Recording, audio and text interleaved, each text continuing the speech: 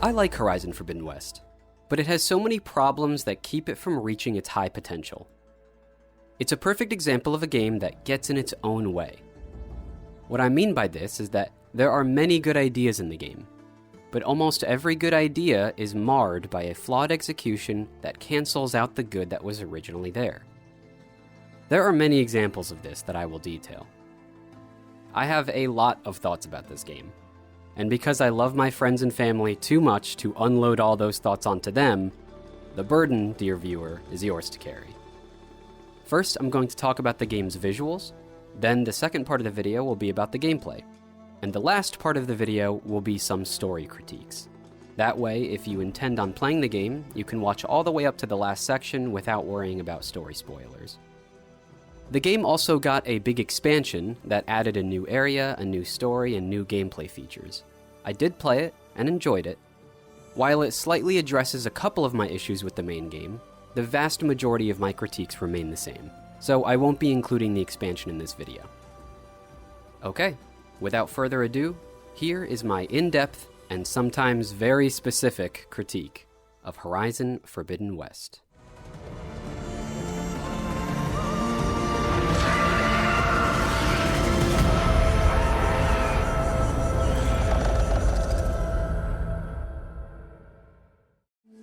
At times, the game can look beautiful. For example, looking out over large distances can be striking. The sunlight does a good job of glancing off of the macro geometry, and the shadows remain clear far into the distance. The rolling fog on mountaintops is mesmerizing, and the color of the water is always just right for its type and depth. But during regular play, these strong points are overshadowed by a constant stylistic problem with the visuals. There is too much fine-grained detail in the image, all over the image. Don't get me wrong, I love details. I'm all about details. But the game uses too many little details too close to each other, and all these lovely little details destructively interfere with each other, and the image loses clarity as a result. This is made worse by the fact that the game's visuals lack good shape language. By this I mean that the shapes of the geometry are small and specific and numerous, so that structures don't have a strong silhouette. This problem is most evident in the villages, where there are so many little pieces of geometry smashed together, with high-density textures on top. The whole image ends up looking like a noisy mess. My eyes can't settle on anything in the image. This is true for almost every place in the game, and it fights against the good work that was done to make these textures so high resolution. Particles in the air, like pollen or snowflakes, which would normally be a welcome detail, instead end up contributing further to this loss of clarity. I think fewer pieces of geometry, placed with more intention and more shape contrast, would have gone a long way to make the image more readable, and ironically would have allowed me to better appreciate those geometric details. And these details deserve to be appreciated. If you go into photo mode and focus in on many of the objects, you will find an absurd amount of care. Look at how well these flowers stand up to scrutiny, or these thickets of vegetation with tiny colorful fish swimming around them. Here's a lizard scurrying around. I can barely see it in normal gameplay. Let's pause the game and zoom in on it.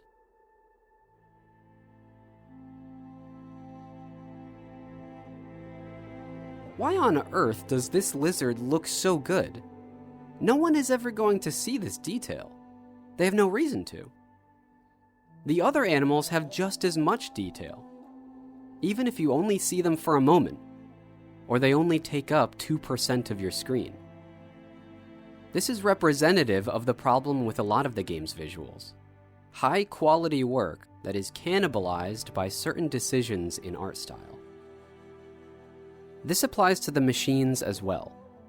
The best looking and most iconic machine is the Tallneck. The developers obviously agree with this because the Tallneck is the most heavily featured machine in the marketing materials. And for good reason, it's a great design. But I'm not sure the developers took the right lessons from the Tallneck when designing the rest of the machines. What makes the Tallneck so iconic is the complex animal body contrasted against the bold mechanical shape of the head. The saucer is a simplification that communicates mystery and austerity, while the body is organic and friendly. All the other machines, however, just look like straightforward conversions of their organic counterparts. They have eyes and mouths and snouts. There are a lot of nice details and the animations are great, but a large, bold shape somewhere on these bodies would simplify their design in a good way and give them the kind of mystique that makes the tall neck so memorable. The machines do take up residence in different regions, which gives the various parts of the map a stronger identity. I appreciate that. But the regions of the map suffer from a problem that I find in many open-world games. The transitions between biomes is too abrupt. I can be standing in a snowy area, and just a few dozen paces away there will be a totally different area with a new climate and terrain. It's hard to believe I'm standing in the snowy cold when I'm looking at the warm vegetation just ahead of me. This makes the world feel like a theme park, where you can sample the desert and the jungle and the snowy mountains all in a few minutes. I would rather these areas feel large and immersive, with the boundaries between them having dedicated transition buffers. For me, the journey of getting through these areas means so much more when the scale is believable. Proper region scale would also make Aloy's ability to ride the machines more worthwhile. As is, I can run between these areas fast enough that getting a mount doesn't feel like much of a time saver. This scale problem also affects the towns in the game. I'm not even sure they can be called towns. They're more like large structures. I can run through them in just a few seconds. Maybe these places are supposed to represent an actual town, and my imagination is supposed to fill in the blanks. But if so, that is a lot of work left for the imagination. The people here don't even seem to have homes. Where are all these people going at night? This was one of my biggest disappointments with Forbidden West, especially as the first game did have one decent-sized city. I hoped that the second game would do better and have an even bigger, more lively city, maybe multiple. But instead, we just get these structures dotting the map. A couple of them have a striking design, but it's just not enough when the first game did so much more in this area already. I was also disappointed with many technical aspects of the graphics. The time of day change is an obvious interpolation between about 24 different states, and the change is too fast. You can watch the sunlight move across the world in an unnaturally fast way. What's more, the movement of the sun seems to be slightly broken. It's like the lighting can't decide where it wants to be as I move the character around. This happens in many places, and it never ceases to be distracting. This inconsistency can also be triggered by the camera movement, where moving the camera around can make the proper lighting in places flicker on and off. These issues make the world feel like a rickety set on a stage, rather than a systemic world. There are a lot of things that make the game feel rickety. The fires in the game, for instance, don't have dynamic light or shadows coming off of them. One of the most identifiable qualities of firelight is the dancing and flickering. Without that, these might as well be little signs with the word fire written on them. It gets worse when you see these torches at a distance, a copy and pasted sphere of hazy light that doesn't fit into the scene. They also don't make the important crackling and popping sounds that fire makes. You see fire so often in the game, I don't know why the effect was so undercared for. It feels like they used a good enough attitude for a very front-facing effect. Then we have the snow and sand deformation. I'm glad the snow and sand do deform when you walk through them. But the deformation is so incorrect, especially with the sand, that the effect loses its value. Sand has a very recognizable way of behaving, and this is not it. I'm not asking for an advanced fluid simulation, but some tweaking would have helped. Instead, we get a copy and paste of the snow effect, and you can't really get away with treating snow and sand as the same thing. This becomes even more baffling when the marketing of the game, and indeed the cover of the game, has the beach aesthetic all over it. So it was important for them to have beaches in the game, but not important enough to have decent-looking sand? Also on the cover of the game is the other half of the beach aesthetic, the ocean. They have these cresting waves prominently featured, and in the game we do get rolling and crashing waves. They look pretty good. But let me play you a short clip that will highlight what's wrong with them.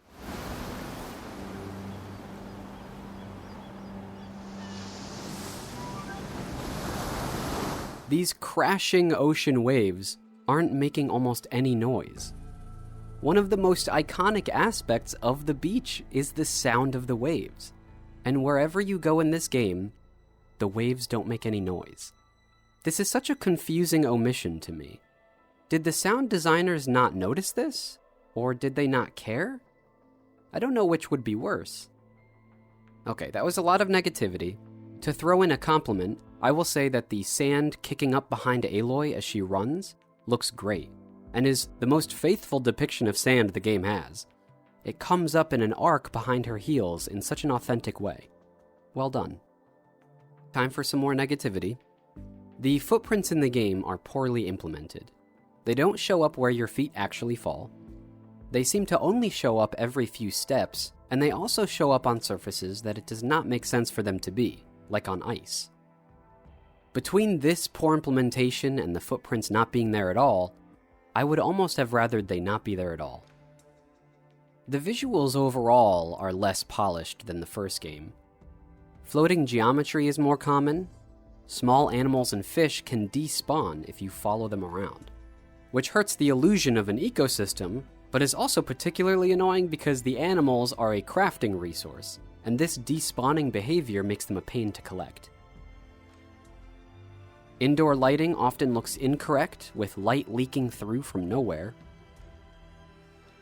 And lighting transitions are too sudden. It's a lot of rough edges for a game and a team that pride themselves on their graphical fidelity. Here's another confusing spot of roughness. At certain campsites in the world, you can fast forward time. This is a great feature. It means that you can skip to your preferred time of day. I use this feature often to skip past nighttime.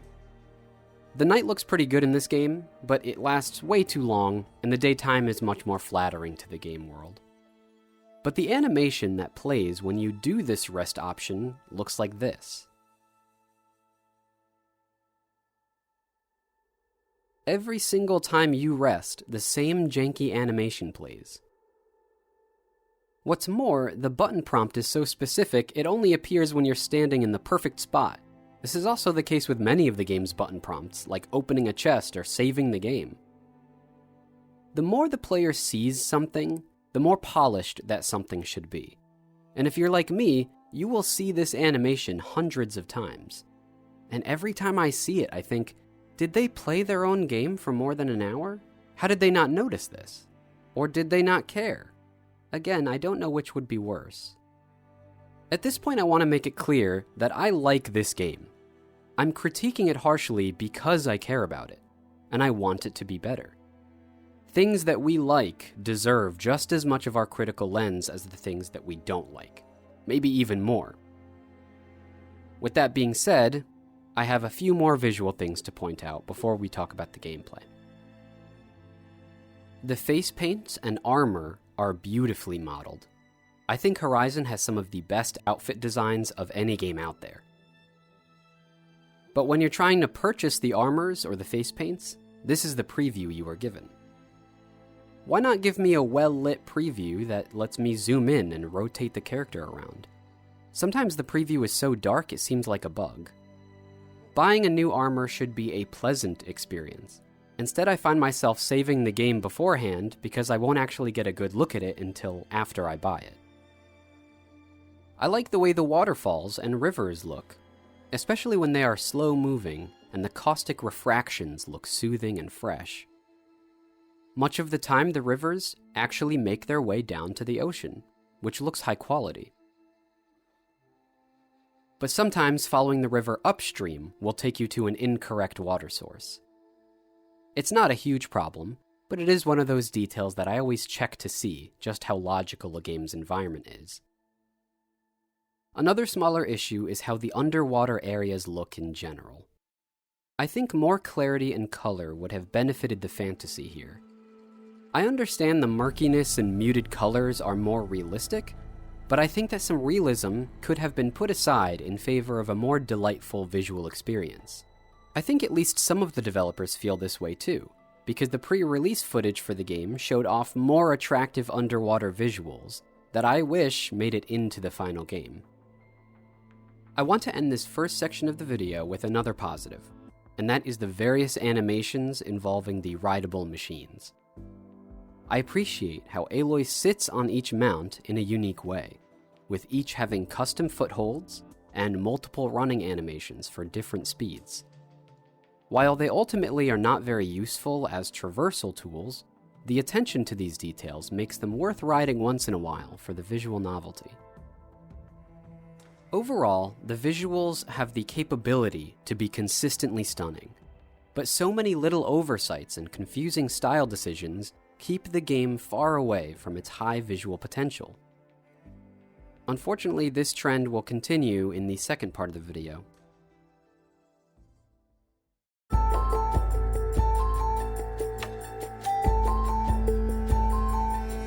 My greatest joy in open world games is exploration. Traversing the environment in fun ways and finding cool things. And I think that good exploration is a requirement for a successful open world. So often, Horizon Forbidden West has a no fun allowed problem. By this I mean that so many times when I'm just trying to do something fun, the game holds up a no fun allowed sign. To start, the game has too many invisible walls, in places that don't make any sense to me. This game presents you with jungles and forests and ancient ruins, places just asking to be explored. And yet, when you actually want to get into these places, the game insists you use its pre-made walkways.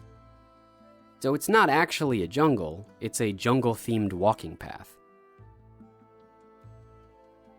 There are many structures in the game that are rusted and crumbling and are used as small puzzle rooms, where you learn how to get into some room with treasure in it. And every time, the game asks me to find some convoluted way into these places. Meanwhile, the doors are barely hanging on to their hinges. This may sound like a small complaint, but one of Aloy's main character traits is her can-do attitude. There's nothing I wouldn't do to save this world. No depths I won't explore.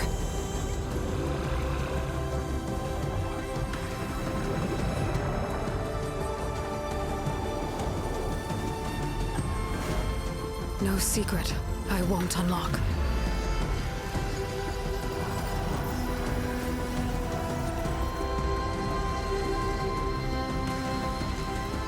No barrier I won't cross.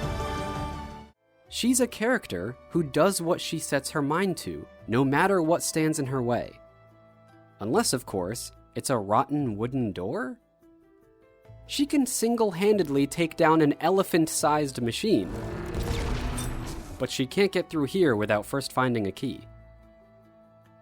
At some point, it becomes too absurd for me, especially since these puzzles are simply not fun or interesting. The game asks you to do all these little steps to solve these ruins, and sticks up all these invisible walls to ensure you can't do it any other way than they intend you to do it. I don't like being spoken to this way as a player. I need more contextualization to my barriers. Or better yet, take down the no fun allowed sign, and let me find my own way through these ruins. Out in the world, the game does have some destructible walls, so the capability is there, but in the puzzle areas we instead get passcode locked doors, or these crumbling walls that you need a specific winch device to pull apart. And this pulling animation is overlong and unsatisfying, with usually unspectacular results. Aloy has explosive weapons. Why not let me use those to destroy the wall instead of this highly contextual animation? I get it. The artist who made this ruin had their job to do. Make a crumbling ancient ruin. And the gameplay designer had their job. Make a 5-step puzzle. But it doesn't feel like these two departments communicated with each other enough, and the whole concept of explorable ruins suffers as a result. Another example of the no fun allowed problem is the climbing system in the game. You can tap a button to see the climbable surfaces in the game. And you're going to need that button, because the places you can climb are surprisingly inconsistent. Many places that look like you should be able to climb, you can't. Some places that you can climb have their handholds disappear halfway up. And you can't dynamically climb any human-made structures. There's no climbing allowed in settlements either. Here's a wild example of this. This is a settlement where you have to walk a long way up and around to get to the shopkeepers. It is annoying to go all the way up here every time. But look, a shortcut. A rock wall made to be climbed. We can see someone climbing it right now. But can we climb it? No, that would make too much sense. Or how about a massive cliff face like this? Wouldn't it be daunting and epic to slowly make your way up the whole thing and look down at the valley from the top? That's what I thought when I first saw it. Don't even bother trying. That would be too fun, you see, so it's not allowed. You can't climb trees in the game. There is a forest of giant trees. They're beautiful. I would say one of the most basic joys and privileges that we humans have on this earth is to climb trees. And here is a game with giant trees and a climbing mechanic. But no one on the development team thought to connect the dots. Please let me climb these big beautiful trees. But even when you can climb, it's an isolated mechanic. You can't do anything else while you are climbing. You can't shoot any weapons. You can't even aim your weapons. You can't trigger any abilities like invisibility. If you want to mix climbing into any other gameplay, you will find no support for that. Similar to climbing, there are grapple points in various places. With them, you can press a button and zoom up to the grapple point. Here again, we see a decent idea with a flawed execution. You can grapple up to these points pretty quickly, but your momentum is completely halted when you get there. It's just a simple point A to point B movement to a spot that should have been climbable to begin with. You can do a nice jump at the end of it, but confusingly, still, all your momentum is destroyed. So you just end up doing a high vertical jump and landing just a pace away from the grapple point, no matter how hard you push the analog stick forward. So you can't use these grapple points to string together forward momentum in a satisfying or useful way. And if you're trying to get away from an enemy, these grapple points are one of the worst ways to do it, because all that hang time you are spending up in the air is time that the enemy is gaining on you, and by the time you land, you're likely in striking distance again. I'm not sure what the intention was behind these grapple points, but they don't solve any problems and they don't add value. A major gameplay feature that is great in theory is the shield wing. It's this game's version of a glider or parachute. Ideally, it would make exploration more active by giving you a safe option to descend from high places, as well as a fun way to cross distances. But in practice, the shield wing is just more no-fun zone. Deploying the shield wing should be fast and responsive, but you have to hold the button until the circle fills up. This kills the satisfying feeling of pulling on a ripcord and having a parachute burst open. The developer later added an option so that you can just tap the button. But the option only changes the input. There is still a delay where the circle must fill up before deployment. It is such an unnecessary wrinkle to what should be a pretty simple tap and deploy mechanic. And when it is deployed, Aloy falls way too fast. Jumping off a mountaintop like this, I should be able to float across this whole stretch of forest. Instead, when you deploy the shield wing, the game drags you down so harshly that you can barely make it past the foot of the mountain.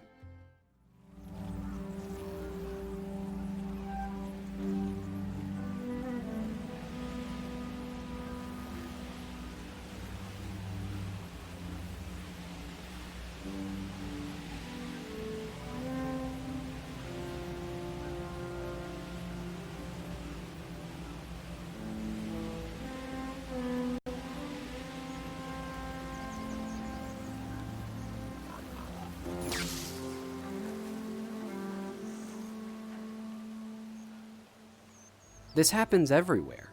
Whenever I deploy the wing and I anticipate a pleasant ride through the air, instead I'm only ever a few seconds from hitting the ground again.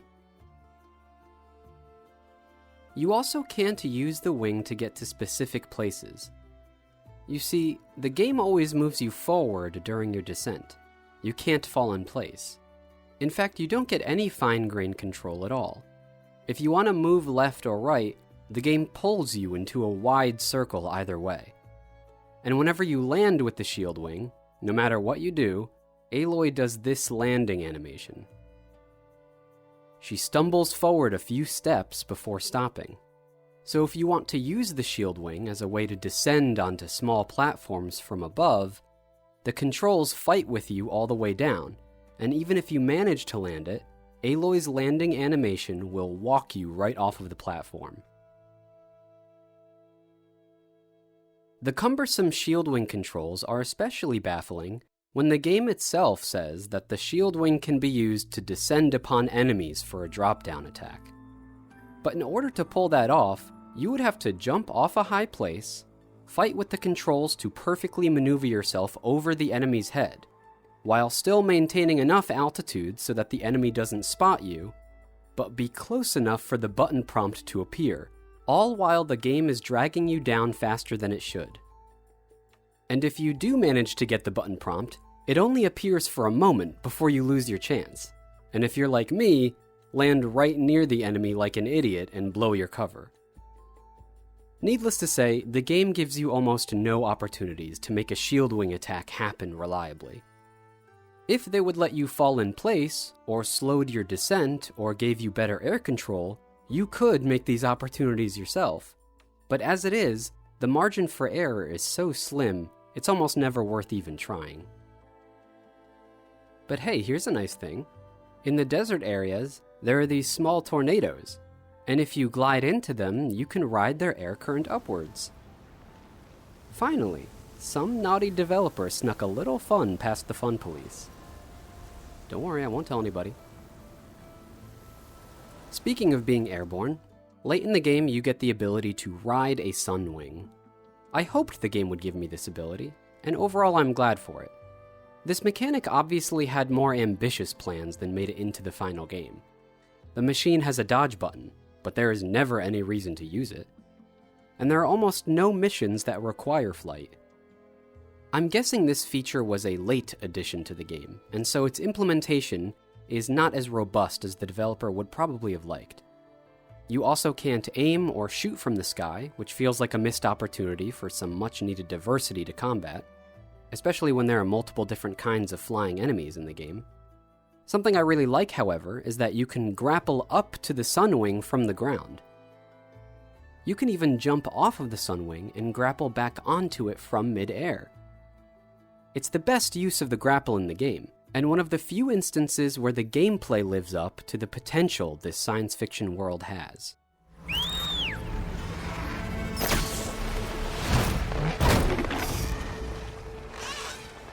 The last big ingredient for gameplay is the combat.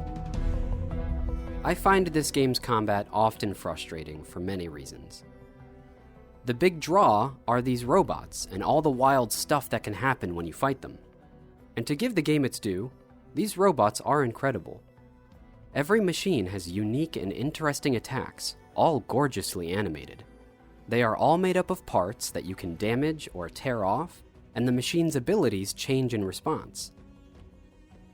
If there is a particular attack giving you trouble, you can usually find the part responsible and tear it off so that the machine can't do that attack anymore. Sometimes you can tear off one of the machine's weapons and find it on the ground and use it against them.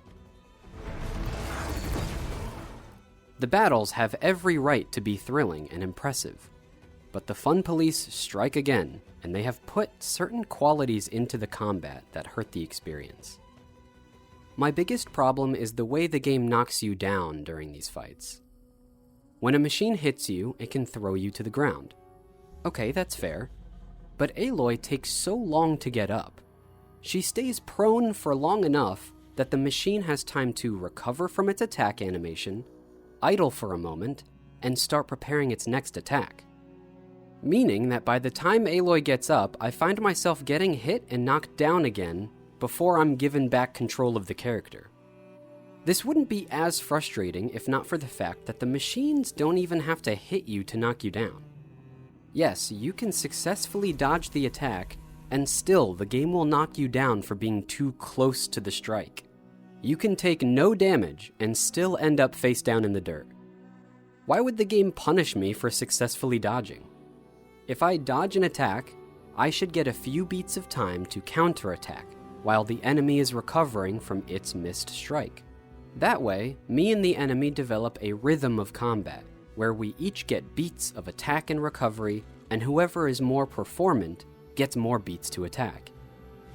Instead, the developers implemented many enemy attacks that have some type of concussive force, so that if you're trying to play aggressively and dodge around the enemy attacks, you still get thrown around and control is taken away from you. They also do this with other effects, with Aloy being slowed down and covering her ears for a while. I have taken no damage, but am still being punished for some reason. And these punishments really do last too long. I'm only exaggerating a little bit when I say that sometimes when Aloy gets knocked down, she's prone for so long I have an impulse to check my phone. There's actually a lot of things in combat that take too long. Special attacks come in the form of these elaborate animations.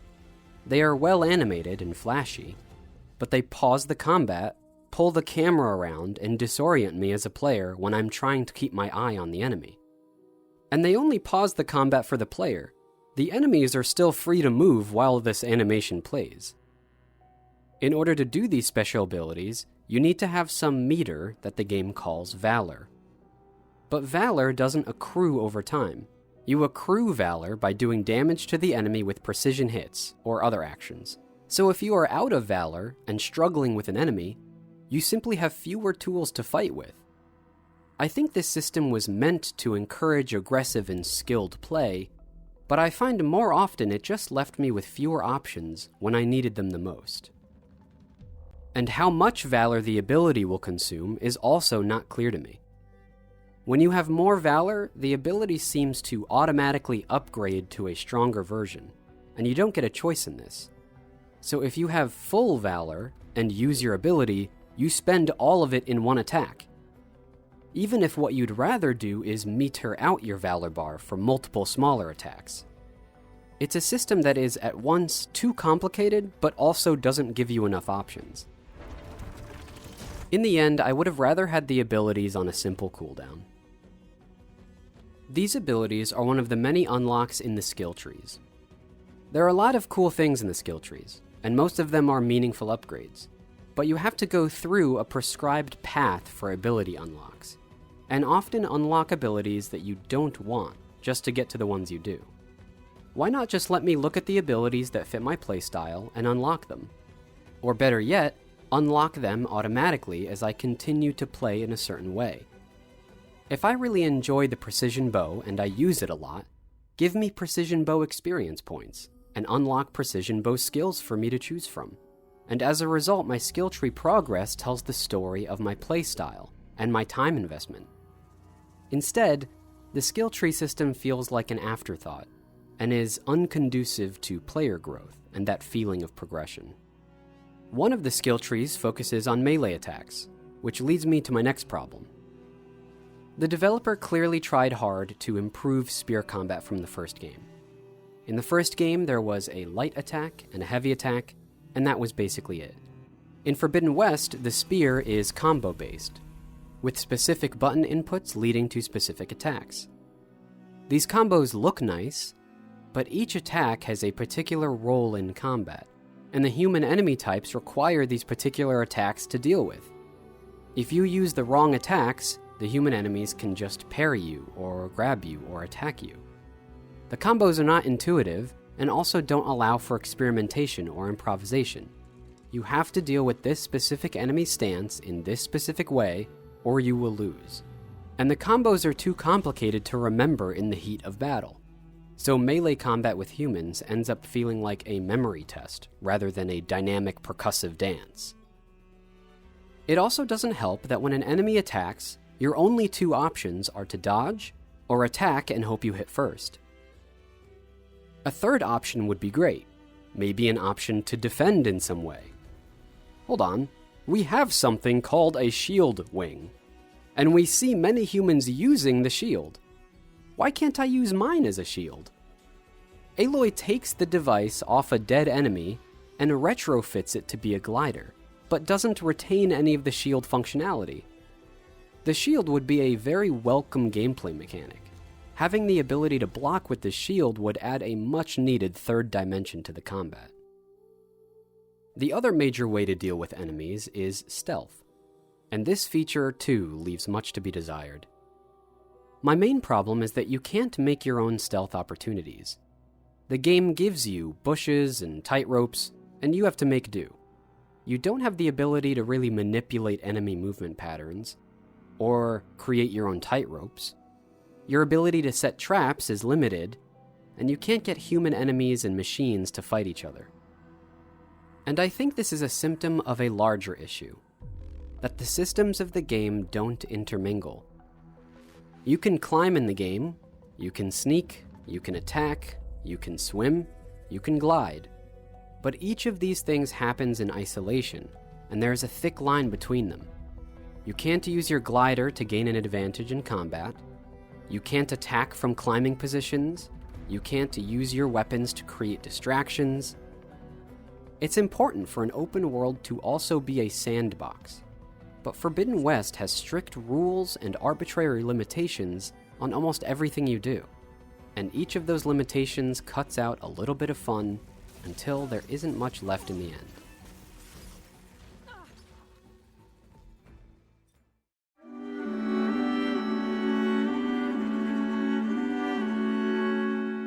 The last thing I want to do is touch on some parts of the game's story. While I have a lot of thoughts on the story, much of it is so subjective that I'm not sure it has value as a critique. It will be sufficient to say, like much of the game, it has some really cool ideas, but some very flawed execution. The introduction to the game is the most boring section of the whole game, not a good way to start. The story has a bad habit of killing some of its most interesting characters. The tribes are not varied enough and don't have memorable stories. And the Zeniths, high-tech humans from space, are underutilized. And also this visual annoyance where the character Varl has a beard made of straight hair when it should clearly be of a coarse, tightly coiled texture. On the positive side, I like the mountain base. It's a great way to introduce and develop some fun science fiction ideas. And I like some of the character tension that comes from Aloy being such a loner. Those are just a few general thoughts. What I want to delve into is the way that the premise of the story unfolds in what I think is the weakest aspect of this game's structure. As the story gains momentum, Aloy is tasked with fixing Gaia, the artificial intelligence whose job it is to maintain the biosphere. Specifically, 3 of her sub-functions are missing, and as a result, the air, land, and water are suffering. This takes the form of raging storms, parasitic plant life, and poisoned water. Each of these threats is said to be major, and fixing each of these sub-functions is a large story beat.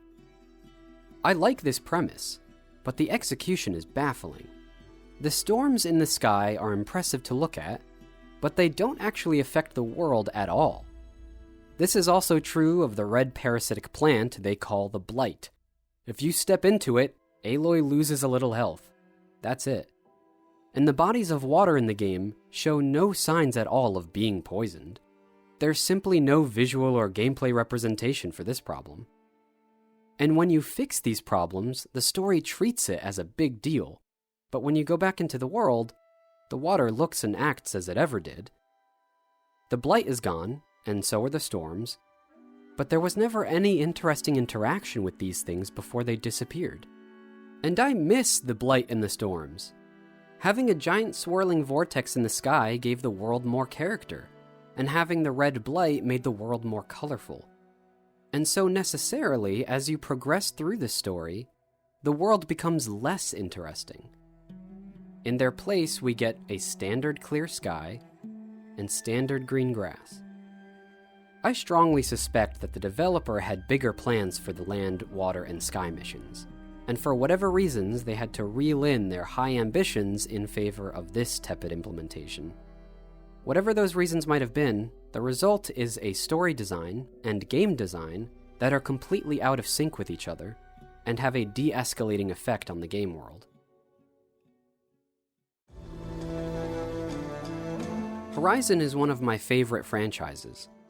It is a unique science fiction universe that has so many opportunities for greatness. But Forbidden West left me with serious doubts about where the developers are taking these games. Because of all these issues, a game with many good qualities amounts to being less than the sum of its parts. I hope this game's shortcomings are an anomaly, and that the next sequel will be the kind of game this universe deserves.